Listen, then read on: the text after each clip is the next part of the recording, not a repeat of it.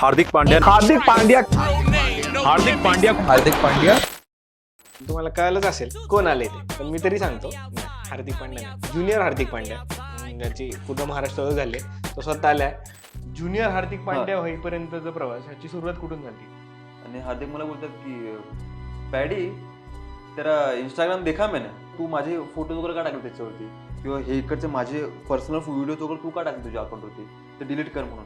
मग आता पेपर टाकायचं तिथून, ते आता ताजमध्ये कॉफी वगैरे पितो, चहा वगैरे पितो, आणि सगळं बुक असतं 4-5 दिवस हॉटेल वगैरे. कशी लाईफ चेंज झाली? हे युजली जे पण ॲक्टर लोक असतात किंवा कोण सेलिब्रिटी लोक असतात ते स्वतःच्या बॉडीबल्सने एवढं प्रमोट नाही करत. कोणत्या पण मुलगीसोबत हार्दिकचा फोटो दिसला ना, मग त्यांची कॉन्ट्रोवर्सी स्टार्ट होते की ह्याची गर्लफ्रेंड आहे, ती त्याची गर्लफ्रेंड आहे, की हार्दिक के नाम से मीडिया बिकती. असं कधी विचार केला होता का की कुणाचं तरी सारखं आपण दिसण्यामुळं आपलं करिअर होईल अख्खं?